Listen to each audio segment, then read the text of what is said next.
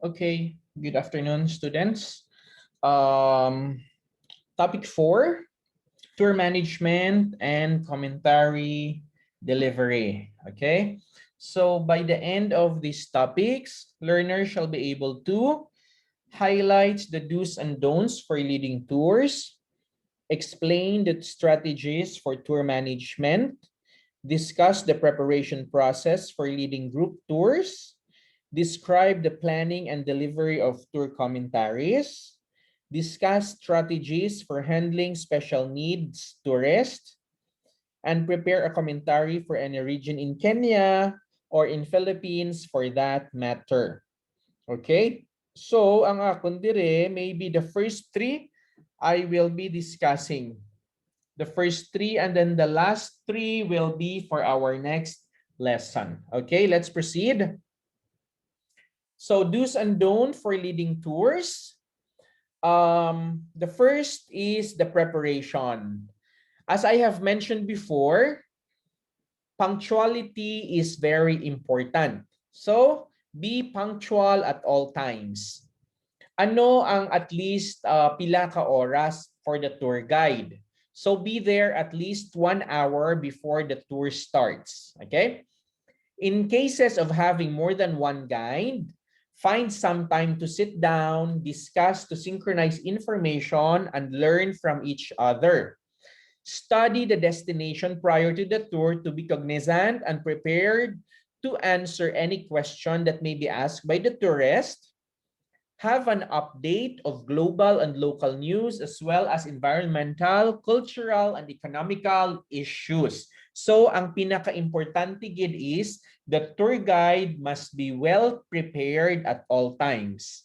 And then, ang punctuality is one of the most important attitude nga hindi dapat madula sa tour guide. In case, for example, nga damo ang inyo nga guest and there is more than one tour guide, before mag-commence ang tour, please make sure nga makasit down ka mo and to consolidate information and makauro istorya ka mo kung paano ninyo mag-guide ang inyo nga mga guest. Okay? That is very important. Number 2 is planning. So plan your commentary in a structured fashion that is coherent and eliminates time wastage or repetition. Be ready for pertinent and impertinent questions. Okay. Hindi naton mahambal nga ang guest will always be asking intelligent questions. Pero hindi man pwede nga mag-attitude ka daw or maghambal, "Ma'am, how come you're asking stupid questions?" Or how come you're asking questions nga hindi man niya related sa aton nga topic, abi? No. Remember ha? Patient. Okay? So you should be patient. Importante gid na, di ba? Nga dapat ikaw lawigid ang imo nga pasensya because what? You are dealing with guests coming from different cultural background, coming from different countries, which has the different, let's say, training or different nga mga views with you. But as a tour guide, never argue with your guest. Okay? Number 3 is awareness. Be aware of basic human behavior, attitudes, and personalities. Intercede when necessary during the interaction between tourists and locals. As we have mentioned before, nga ang tour guide is the one nga nagapatunga between sa iya mga guests and between sa locals. Especially kung may ara mga miscommunication nga nagakatabo. Ang guest hindi kabalo sang local language or ang nagabaligya nga local hindi kabalo mag-English. So it's very necessary nga ang tour guide ang magpatunga to help or to settle anything nga pwede matabo or nagakatabo during the tour. Okay? Of course, you have to be aware sa basic human behavior, attitudes, and personalities. I'm pretty sure you are all aware kung ano ang mga basic human behavior, attitudes, and personalities. Okay. Number 4 is professionalism and ethics. Okay. Never tell your personal life at first meeting. Very often na nga sa first meeting, hambalon mo ya ang imo guest nga nag-ubra ka as tour guide because na laid off ikaw, ang imo asawa may cancer, ang bata mo PWD. No. That's like nagakuha ikaw sa empathy or sympathy from them, which is off na siya because you have to be there as professional guide. Okay? As professional guide, you have to be there. Okay? Number 2, never sell anything at first meeting unless they ask. Okay? Hindi pwede nga sa first meeting palangadaan, pagsaka palangadaan sang imo mga guests sa bus, imo na sila baligyaan sang kung ano-ano nga mga unnecessary nga mga baligya like SIM card, ma-offer ikaw nga bayluhan ila kwarta from dollar, bayluhan sang local currency. Hindi man pwede nga ma-offer ka magbaligya sa mga optional tours nga hindi included sa itinerary. Okay? So dapat professional ikaw and hindi ikaw mag at least sell anything sa first meeting unless ang imo yang mga guest mamangkot sa imo. Okay, continue. Learn how to say no to indecent proposals. So, especially kung may mga guest ka mo yan nga nag-offer sa inyo, Sir, updi na lang ko sa room subong kay wala man ko roommate, dili ka na lang tulog para tomorrow, daw medyo hindi ka malate, for example. No. Say no. Hindi ina-appropriate para sa isa ka tour guide to say yes. Nga updan mo ang isa ka guest sa iyang room. First, hindi mo siya kilala. Second, basi maging issue pa ina. Okay? In case of problems, approach them professionally. Always approach them professionally. Hindi pwede nga ma-act ikaw as if the friend ka lang nila because in the first place, bago lang ka mo nag-meeting, you don't know your guest yet. Ang inyong relationship is limited only to guest tour guide relationship. For what? 3 days? 4 days only. Amo na, you have to act always professionally. Next, be practical when making judgment. Think if it benefits the majority. Ano ang ginaminsin eh? For example, upod sa inyong itinerary, ma-visit ka mo sa isa ka lugar, pero sige na inulan. Okay, you as a tour guide has the power to decide kung pwede mo i-cancel ang inyong tour kay base karon kung magpadayon ka mo kag nag-inulan, magmasakit ang imong mga guests, mas dako nga problema. So, you as a tour guide, pwede ikaw maka-decide to cancel it and then move it to another day or the day after, provided nga maayo na ang weather. Basta for as long as it benefits the majority. Okay? Now, always make a head count before, during, and after the tour, especially after stops. Hindi pwede nga mag-depart ang imo nga transportation, mag-depart ang imo nga bus, nga kulang ikaw sang isa or duwa. Unless kompleto ang imo nga head count, you cannot leave. Again, unless kompleto ang head count sang imo nga guest, you cannot leave. Paano ikaw mag-isip? Let's say for example, toilet break ka mo. Okay? So, kumpleto, 36 ka mo, nanaog na tanan, you gave them 10 minutes. After 10 minutes, nagbalik. Ang first nga lang tawon mo is, you have to check kung ang tanan nga pulungkuan may gapungko. So, kung wala pa dasang may gapungko, understood nga ang iban wala pa nakabalik. Especially kung during the time nga nagabiyahe ka mo, wala man niya sang bakante nga pulungkuan. Next, do a head count. 1, 2, 3, 4, 5, 6 hasta 36 kung kumpleto. Kung kumpleto na, do another head count just to be sure. If complete na gid, then you can leave na pakadto sa isa ninyo ka destination. If not complete, wait for the other. Now, in case for example, 20 minutes na wala man Japon, you as the tour guide has the responsibility para manaog sa bus para pangitaon kung diin na nagkadto ang imo nga sinakpan, kung diin na nagkadto ang imo nga guest. Okay? I hope that is clear sa inyo preparation, planning, awareness, professionalism, and ethics. Let's proceed. So, ano ang mga materials required for a tour guide? Okay. Okay, first is ang aton nga mga forms. Okay, importante gid nga may lista ikaw sang imo nga itinerary. So diin ka mo makadto for today, naka-itemize ina. Sa morning, diin ka mo ma-lunch, diin ka mo makadto sa hapon, dapat ara gid na. Next is ang daily and general tour report nimo should be there. Ang imo nga timesheet because nagasulat ang tour guide ano oras ka mo nag-abot to a certain destination, ano oras ka mo nag-depart. Ang seating chart, maayo gid nga may ara kita sang seating chart o ginatawag naton nga seat plan. Although wala naman inigid gani gina-practice ang iban, but me as a professional tour guide also, mas preferred ko nga may ara ako sang seat plan para mabalaan ko kung may bakante nga seat. That would mean nga wala pa nakaabot ang nagapungko dira. Another one is the passenger list. Dapat kumpleto ang lista sang imo nga pasahero, sang imo nga kliyente.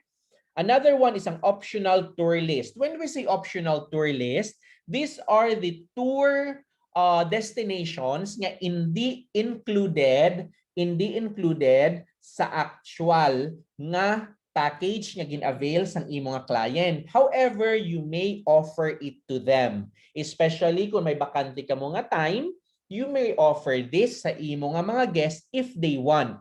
Ang payment sini usually ginabayad na sa tour guide, and then ang tour guide ang the one nga naga-coordinate sa sa service or sa isa ka tourist destination or kung sa diin naga-offer sang amo sini nga mga optional nga tour.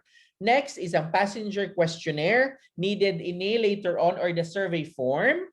Ang emergency form is needed, confirmation copies sang hotel, confirmation copies or voucher, sometimes yung ginatawag sang restaurant, supplier activity and grooming list dapat included gid ini sa imo form nga ginadala.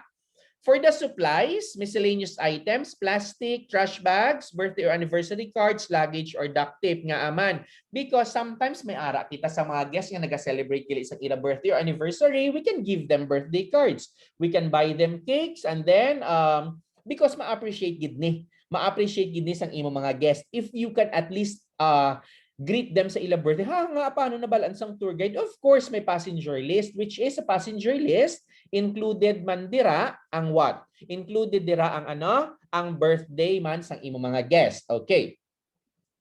Bottled drinking water is very important.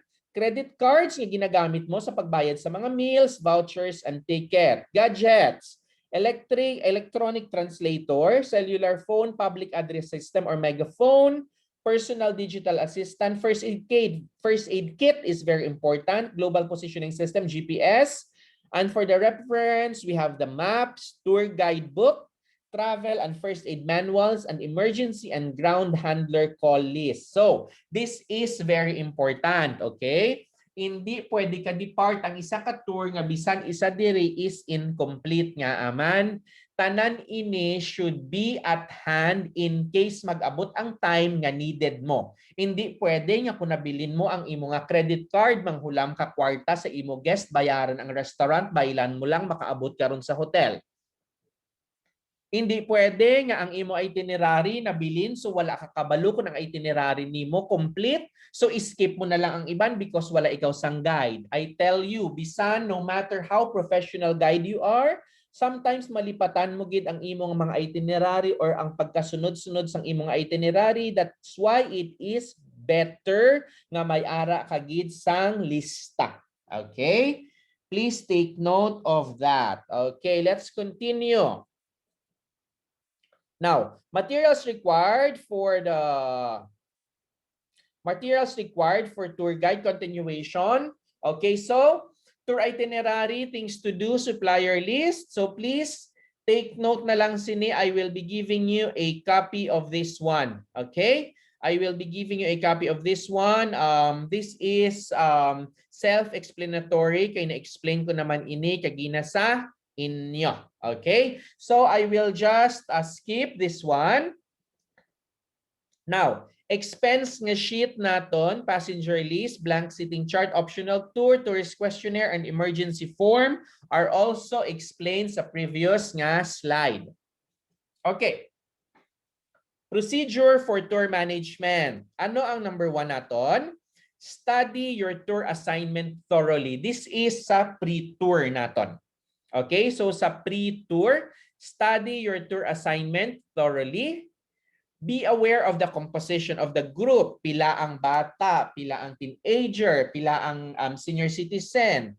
Tanani sila coming from the Philippines. Ano ang ilang major language na ginagamit? What are their culture? You have to learn para at least pag-abot sang imo mga guest, you know how to approach them. Remember, different nationality, different approach ang pwede nimo nga i-employ. Okay? Review the itinerary. Okay, check, double check, and double check again the itinerary. Hindi pwede, hindi man nimo gusto nga mahuyan ikaw sa imo mga guest, right? So you have to review the itinerary para balaan mo ang pagkasunod-sunod. And of course, you have to familiarize the itinerary. Hindi pwede nga every time may question ang guest, ma-refer ka man sa imo nga itinerary, at least may ara ikaw nga knowledge, nga ara na nga daan niya sa sulod sang imo nga ulo. Check to see if any special holidays or activities occur during the tour nga. If there are some special holidays or activities na ma-occur during the tour, there is a high chance nga ang iban nga tourist spot will be closed. So, kung close ang tourist spot and wala pa man kaabot ang guest, you may have the chance nga i-baylo-baylo ang itinerary para nga wala sang maapektuhan. Kung close subong, tibuas ka mo kadto. Ang itinerary para buwas, i-move mo for today. Okay? Be aware of cash advances, vouchers, and tickets that will be required. Know the vehicle to be used, plate number, and the name of the driver coordinator, including the contact number. Okay. On tour. Ano naman ang mga kinahanglan nga on tour procedure for tour management? Number 1, be punctual at least 1 hour prior to the tour commencement. Make sure you have complete name of guest, cash advances, and voucher. Check your transport amenities, luggage, microphone, trash bins, etc. Meet and greet the group. Discuss itinerary, rules, and regulation. Check other concerns and hand out essential documents. Deliver your spiel or commentaries for the tour. Announce inclusions of the tour and what to expect. Announce the next day's itinerary and give instruction. End the tour by thanking the guests and wishing them a good night, evening. Okay. Ang akong diri nga emphasize is you have to announce the next day's itinerary and give instruction nga aman. This is important because para at least mabalaan sang guests kung ano ang ilang i-expect for tomorrow's activity, for tomorrow's itinerary, para balaan nila kung anong ilang isuksok. Even shoes, kung ma-walking shoes sila or pwede lang mag-sandals. You have to announce also kung ano ang weather forecast for tomorrow. Kay base karon tomorrow maulan, so at least they can buy some umbrella, makadala sila umbrella. If mag-snow, at least makadila sila sang ilang nga double nga jacket, earmuffs, gloves, example.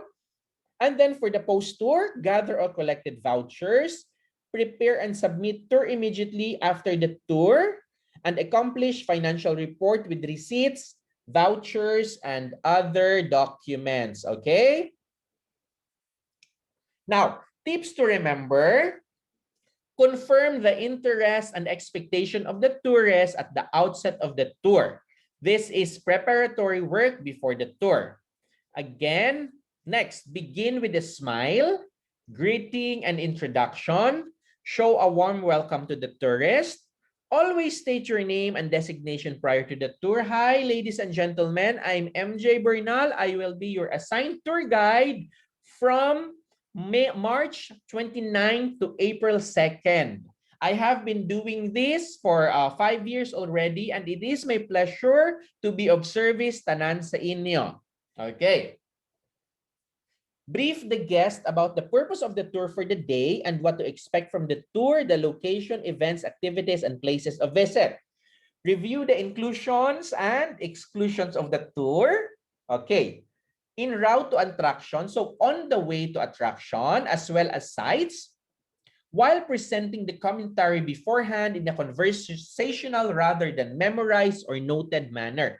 Maayo ini nga, maka-establish ikaw sang rapport or maka-establish ikaw sang trust with your guest. Okay? Better ini nga, when you are talking with them, at least daw naga-istorya ikaw nga daw friend ka lang niya nila, hindi nga inang daw gin-memorize mo tanan niya daw robot ikaw nga nagahambal. Okay. Give the distance and traveling time of the destination. Inform mo gid. From here going sa aton nga next stop, it will be at least 30 minutes drive, around 35 kilometers, weather and traffic permitting. Wala kita sang may maagyan nga toilet break. So I hope nga mag-toilet break ka mo anay or visit the toilet before ka mo mag-board sang aton nga bus because ara kita maagi sa highway kag wala kita sang maagyan nga CR. Bring also water or anything because ang next meal naton will be at 1 p.m. pa. Okay. Give necessary precautions. Do not miss to point important landmarks along the way. Kay syempre, when you are touring, wala pa man kamo nakalakad to sa inyong destined or sa inyong destination, may maagyan na kamo nga mga buildings or whatever, and the guest sometimes may ask you, ano na siya sir ho? Ano na? So it's better to be prepared nga makahatag ka man sa ila sang mga story along the way. Okay. Provide a brief history of places and events or activities.